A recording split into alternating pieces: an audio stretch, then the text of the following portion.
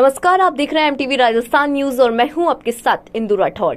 मैं अपने दर्शकों को बताना चाहूंगी कि आगामी समय में यानी 10 जून को राजस्थान में राज्यसभा के लिए 4 सीटों के लिए चुनाव होंगे और इन 4 सीटों के लिए जो अलग अलग पार्टियां हैं वो रण में उतर चुकी हैं और हर एक पार्टी अपना प्रत्याशी घोषित कर चुकी है। मैं बात करूं तो कांग्रेस के यहाँ से 3 प्रत्याशी घोषित हो चुके हैं और बीजेपी ने घनश्याम तिवारी जो पार्टी से 6 बार विधायक रह चुके हैं उनको अपना प्रत्याशी घोषित किया है। कांग्रेस ने 3 सीटों के लिए अपने प्रत्याशी घोषित किए हैं और बीजेपी ने 1 सीट के लिए प्रत्याशी घोषित किया है। आगामी समय में यानी 10 तारीख को जो राज्यसभा के चुनाव होंगे, नामांकन प्रक्रिया है वो 24 मई से शुरू हो चुका था और आज 31 मई को इसका आखिरी दिन है। नामांकन प्रक्रिया के लिए जो विधायक हैं, जो प्रत्याशी हैं, वो लगातार विधानसभा में आ रहे हैं। नामांकन दाखिल कर दिया है। मेरे नामांकन पत्र पर श्रीमती वसुंधरा राजे, गुलाब चंद जी कटारिया, राजेंद्र जी राठौड़, सतीश जी पूनिया, मदन दिलावर जी आदि सभी प्रमुख 10 नेताओं ने हस्ताक्षर किए हैं और 2 सेट में 20 विधायकों के समर्थन के साथ मैंने अपना नामांकन पत्र दाखिल कर दिया। सभी वरिष्ठ साथी घनश्याम जी सभी के 10-10 प्रस्तावक हैं और दोनों सीटें भारतीय जनता पार्टी जीतेगी। देखिए, निश्चित रूप से जब इस प्रकार के चुनाव होते हैं तो नॉमिनेशन भरना है, कैसे वोट देना है, क्योंकि प्रायोरिटीज़ के आधार पर वोट दिया जाता है, फर्स्ट प्राथमिकता और सेकंड प्राथमिकता के आधार पर वोट कास्ट होता है। तो ये सब के लिए एक प्रशिक्षण बहुत आवश्यक है और इसी प्रशिक्षण के लिए आने वाले समय में पार्टी अपना पूरा शेड्यूल जारी करने वाली है। पार्टी एक सिंबल के आधार पे घनश्याम तिवारी जी के रूप में और एक समर्थन के रूप में सुभाष चंद्रा जी के रूप में चुनाव हम जीतेंगे। देखिए, भारतीय जनता पार्टी से पूरा देश वैसे भी उम्मीद नहीं करता कि वो ईमानदारी से लोकतंत्र के सिद्धांतों का पालन करेगी। बीजेपी तो शुरू से झूठ, फरेब, धोखा, षड्यंत्र, जोड़ तोड़ की राजनीति में भरोसा करती है। लोगों ने देखा है ये बीजेपी वही है जिन्होंने महंगाई के, बेरोजगारी के मुद्दे पर चुनाव लड़ा, देश के साथ धोखा किया। आज देश की जनता खून के आंसू रो रही है। राजस्थान में राज्यसभा के चुनाव है, 3 कैंडिडेट इजी वे में कांग्रेस के जीत रहे हैं, 1 बीजेपी का जीत रहा है।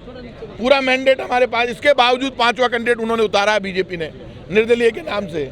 बीजेपी जो षड्यंत्र, धोखा यहाँ पर करना चाहती है, जोड़ तोड़ की राजनीति करना चाहती है, उसका मुंह तोड़ जवाब राजस्थान की जनता भी देगी। और बीजेपी जो नकाब पहन के राजनीति करना चाहती है, तो बीजेपी की पोल खुल गई कि बीजेपी ना धर्म मानती है, ना सिद्धांत, ना डेमोक्रेसी को मानती है। बीजेपी ओवरऑल तरीके से सत्ता के दम पर, केंद्र सरकार की ताकत के दम पर जोड़ तोड़ के जरिए राजनीति करना चाहती है।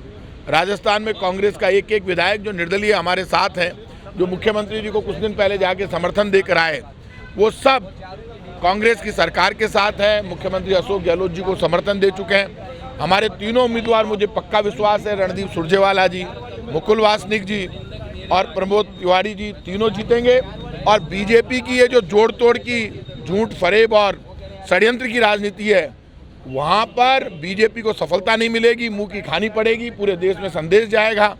सर, आपका किस और समर्थन रहेगा, कौन सी पार्टी की और समर्थन रहेगा राज्यसभा चुनाव को लेकर? हम तो शुरू से जिस दिन से विधायक बनकर आए थे और आते ही कांग्रेस सरकार को और माननीय मुख्यमंत्री अशोक जी गहलोत को समर्थन दिया था और उस बात पे आज भी कायम है। हमारा समर्थन कांग्रेस को है, कांग्रेस के कैंडिडेट को है, माननीय मुख्यमंत्री जी को है।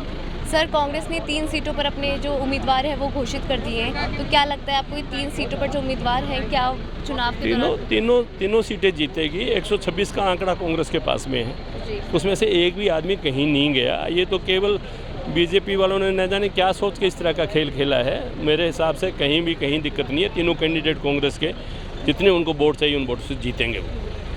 और सर, अगर मैं बात करूँ बीजेपी के उम्मीदवार की, घनश्याम तिवारी, उनका कहीं ना कहीं सीकर और फतेहपुर में काफ़ी ज़्यादा प्रभाव है क्योंकि ब्राह्मण बाहुल्य क्षेत्र है, तो ऐसे में विधानसभा चुनाव पर भी प्रभाव पड़ सकता है।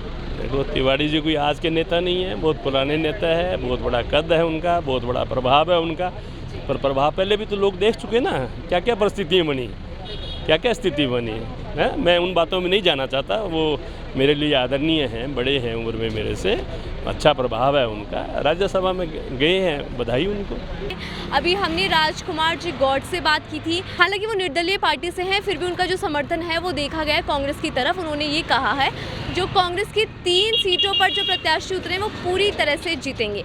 मैं इंदु राठौड़, कैमरा पर्सन राजकुमार सैनी के साथ।